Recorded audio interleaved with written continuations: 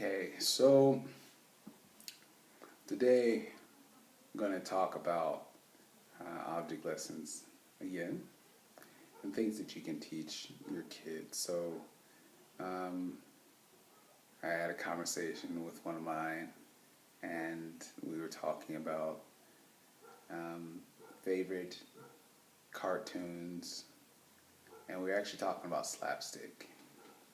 And um, it kind of led us to talking about a little bit about cartoons that I used to watch when I was a kid, and what's the greatest slapstick of all time, and of course, we went Three Stooges, and so you get an opportunity to talk about the history of certain pieces of TV or cartoons or what have you, and so it talked about Animaniacs, we talked about um, um, some other shows and whatnot, and talked about how those two related together.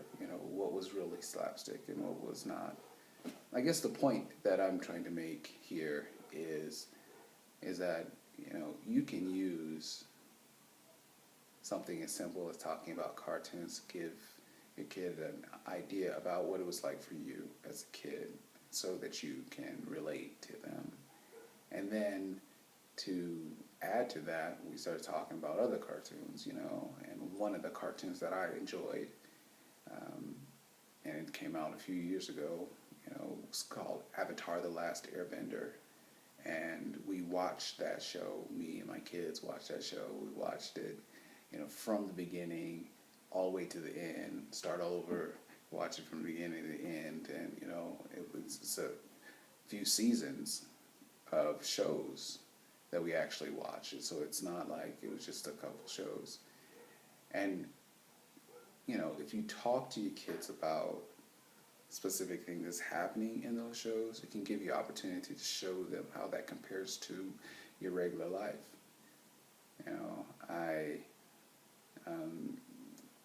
take every opportunity that I can to try to make object lessons for the kids, and stuff that they can relate to, and cartoons. You understand what makes a good cartoon, and you understand what makes something that you want to watch, or something that you want to read and spend time to invest your time in, because this stuff is going inside your mind, and it obviously will make an imprint on your mind.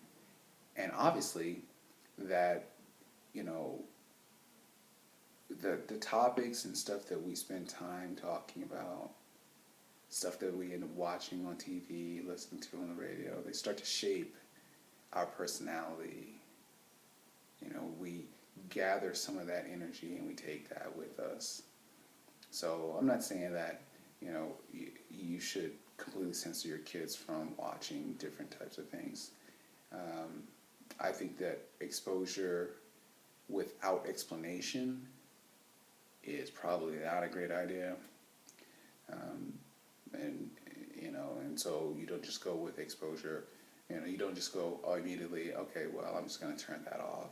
Sometimes, depending on how your kids are made up and whatnot, it is probably a good idea to just say, no, you can't watch that. Because they're just not at the place where they can understand what's happening, how that's impacting them, and that could be a negative thing.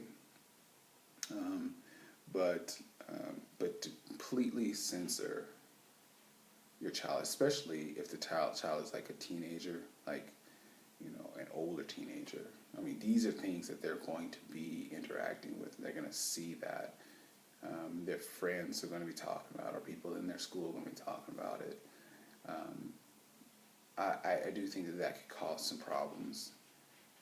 But there, if you started earlier in their lives talking to them about certain situations, so violence, sexual activity, sexual stuff, love, feelings, what all that stuff means, how to deal with anger, what, all of that, then it makes it easier in transition to when they become a teenager and they can see something that, for example, we take violence, for example, they can see something if you talk to them about anger, you talk to them about revenge, and you talk to them about sadness and depression, already talked to them about that when they were younger.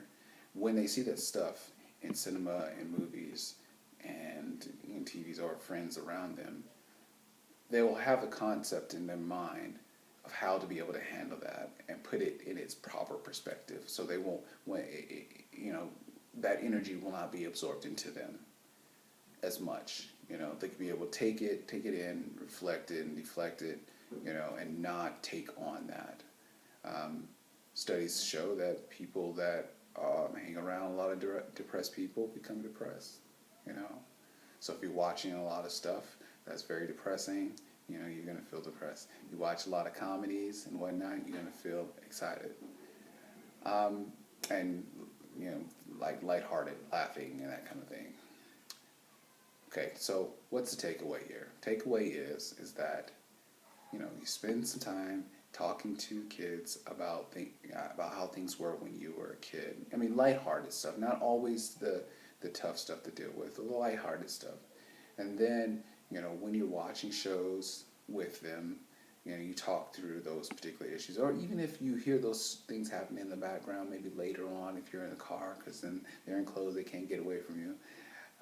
Then you can talk to them about those particular things that was happening on screen, But if you don't do it, then eventually, you're going to have to deal with the consequences of that. And that's all I have for today.